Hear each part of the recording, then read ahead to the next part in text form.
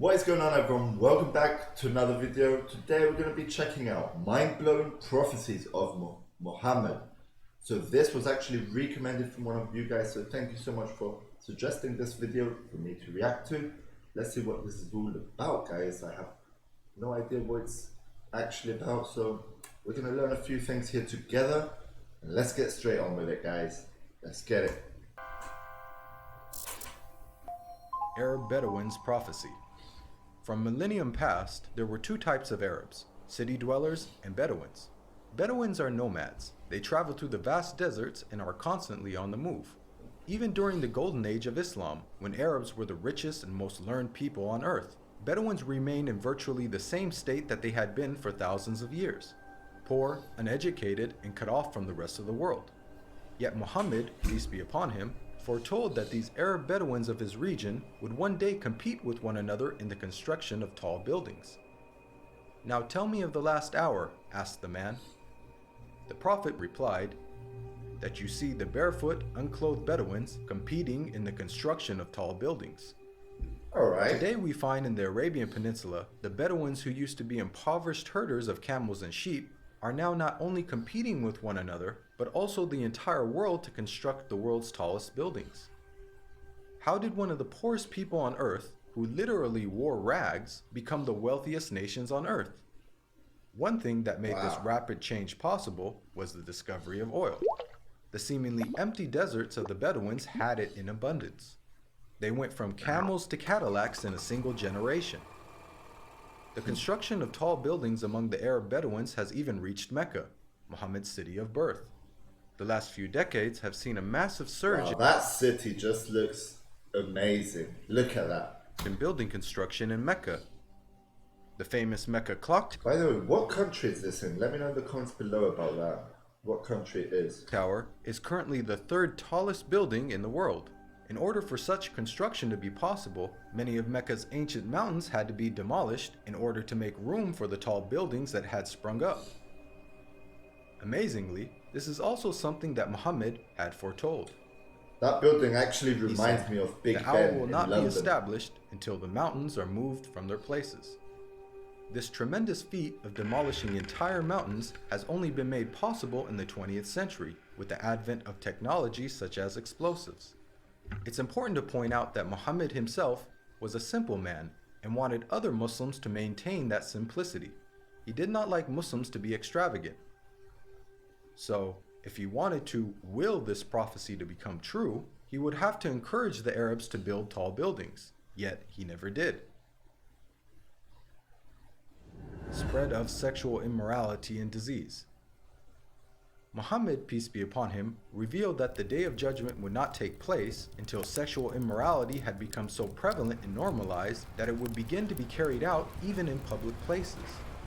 He said, "The hour will not be established until people fornicate with each other in the road, just as donkeys fornicate." Today we live in a world where we are being constantly bombarded with explicit sexual imagery, be it in TV, film, or advertising. And with the advent of the internet, pornography has now become readily available at any time and any place. True. In fact, we are finding more and more stories in the news of people being arrested for having sex in public.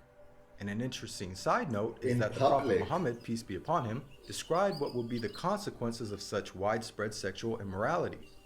He said, "Never does sexual perversion become widespread and publicly known in certain people without them being overtaken by disease that never happened to their ancestors who came before them." The increase of sexual immorality has seen the emergence of previously unheard of diseases such as AIDS, just as the Prophet Muhammad had forewarned. A world steeped in interest. Muhammad, peace be upon him, claimed that the practice of interest would one day become so dominant that even those who try to avoid it will still feel its impact. He said, "A time will come upon mankind when they will consume interest. Whoever does not take from it will be afflicted by its dust." This clearly describes the state of the world economy today. In the modern world, it is almost impossible to avoid dealing with, or at the very least being impacted by, interest.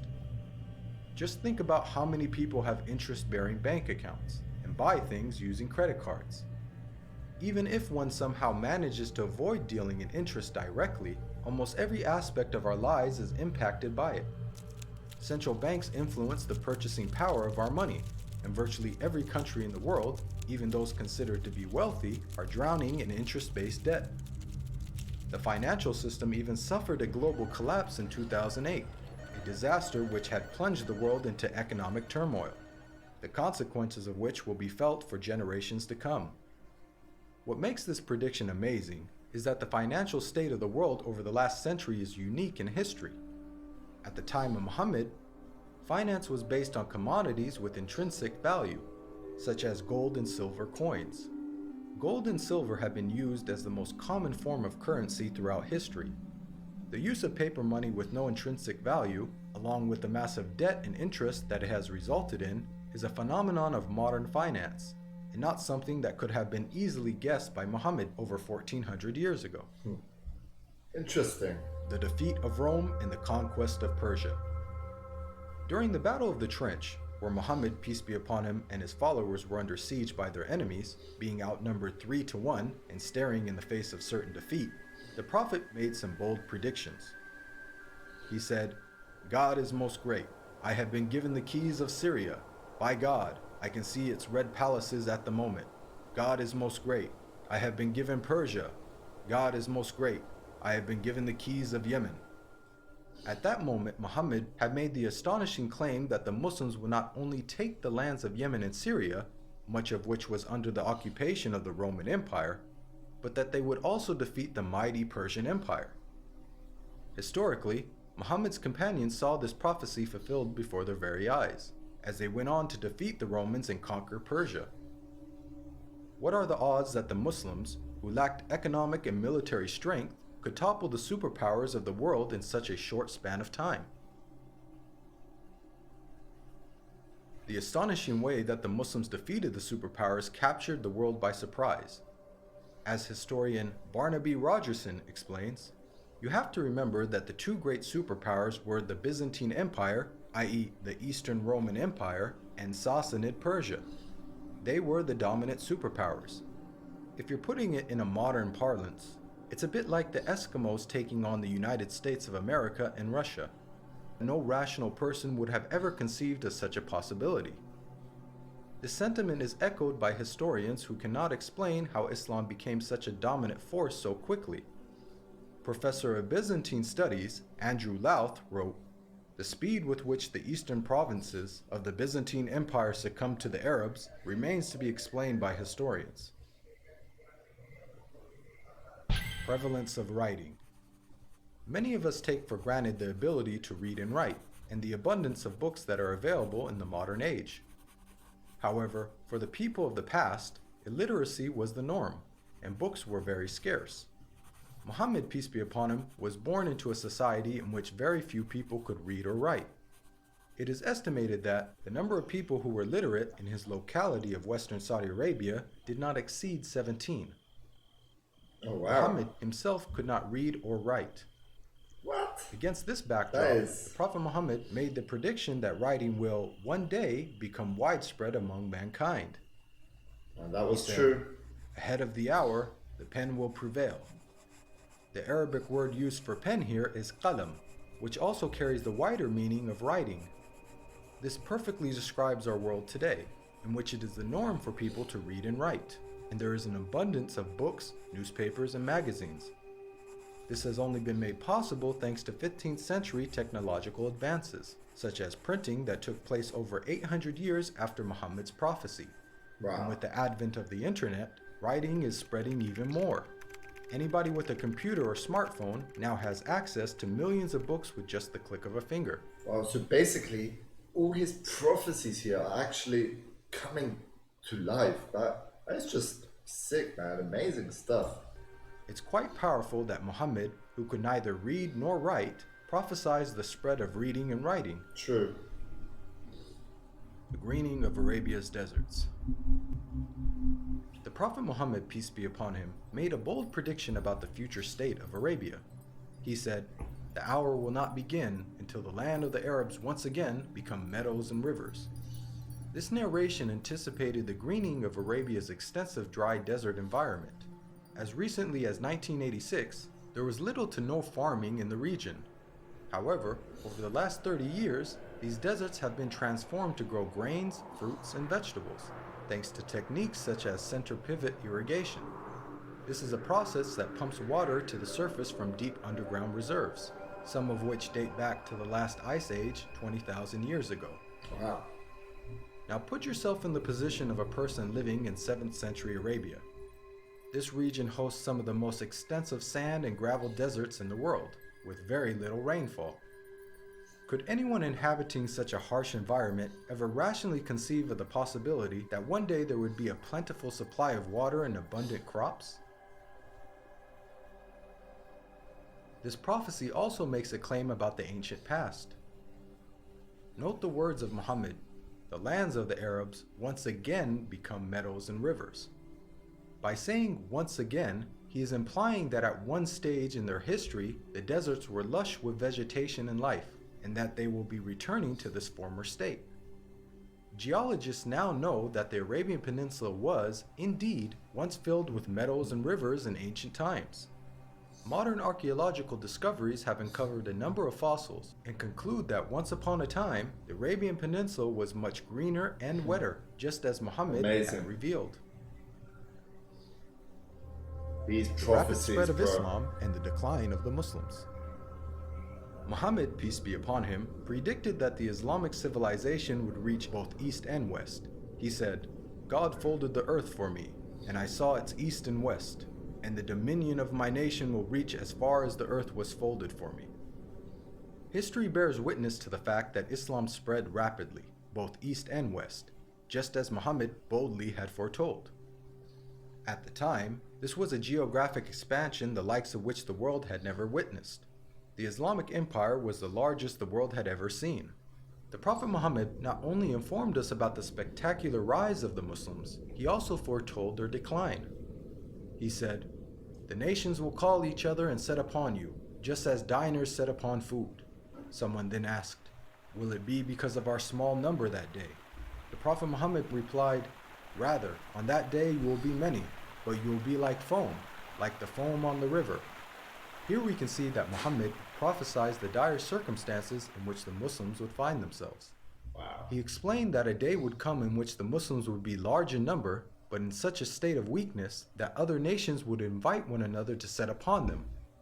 The analogy of Muslims being eaten as a meal was given, which emphasizes just how helpless they would become. This prediction accurately describes the radical turn of events that took place in the Muslim world in the 19th and 20th century. Prior to this, the Muslim lands had grown to become some of the most powerful in the world.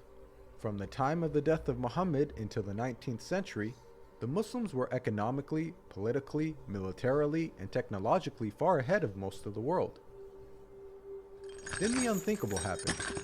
Nearly all the Muslim world was occupied, colonized, and militarily defeated by non-Muslim nations. Russia had annexed the Caucasus. France controlled Algeria, Morocco, and Tunisia. Great Britain occupied Egypt, Syria, Iraq, Palestine, and India. And the Dutch controlled Malaysia and Indonesia. Of the 50 Muslim countries that exist today, only a few survived occupation, and the ones that did were still subject to colonial masters. All of this is just as the Prophet Muhammad had predicted. Interesting. At the time, there was an estimated 200 million Muslims, representing 12.5% of the world's population. But their considerable numbers could do nothing to prevent the defeat by their rivals. They were weak like the foam on a river. Again, just as Muhammad had foretold. If we reflect on this prediction, it is quite counterintuitive. If this prediction was guesswork, then it would have made more sense to state that the Muslims would be diminished in number, and that would be the cause of their weakness. Yet Muhammad predicted the exact opposite. A paradoxical situation of the Muslims being vast in number but very weak. And it came true. Historically That is speaking, true. when religions It's unbelievable. How does he come up with these stuff? Like, it's mind blowing, bro. Mind blowing. lose their influence on the world stage in such a way, it is usually followed by a stagnation or decline in the number of their followers. Yet Muhammad foretold the exact opposite with regards to the religion of Islam. He said that it would continue to grow in terms of the number of followers, to the extent that it would eventually enter every household. He said, "This matter will certainly reach every place touched by night and day. God will not leave a house or residence, except that God will cause this religion to enter it." Today we are witnessing this prophecy unfold before our very eyes. Islam is currently the fastest growing religion in the world, with nearly 1 in 4 people on earth being a Muslim, and is forecasted to be the world's largest religion by the year 2070. Oh, wow. This is despite Islam being constantly attacked by the media, the colonization of Muslim lands, and the many wars that have been waged in the Muslim world.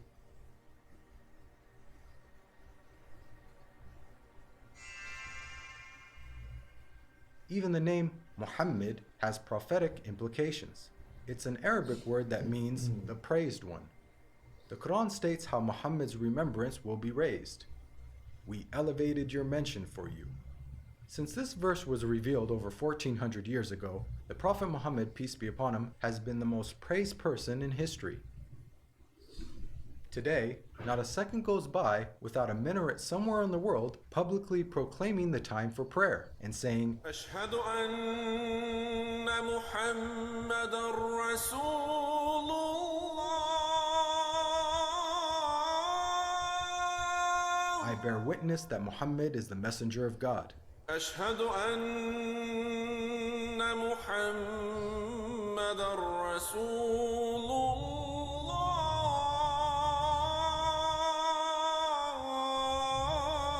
That is a big church. Not gonna lie, bro, that is huge.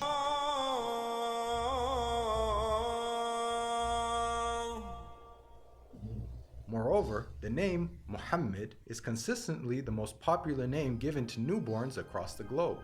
This is despite the fact that Muhammad never encouraged Muslims to adopt his name. In fact, he said that the best names are Abdullah and Abdurrahman.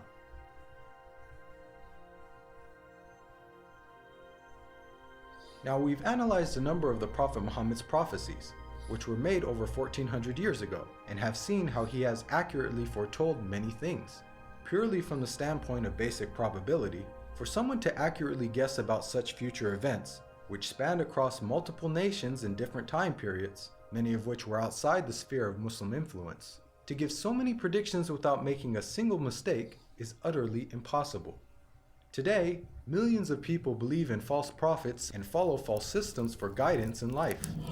As human beings, we're willing to follow false prophets, man-made systems, and baseless superstitions, but why don't we accept the real guidance when it comes from God? God empowered the Prophet Muhammad with accurate prophecies as a way for us to distinguish the true prophets from the false. Truth has now arrived, and falsehood perished, for falsehood is, by its nature, bound to perish. Wow, guys, that was literally mind-blowing. I did not expect any of this.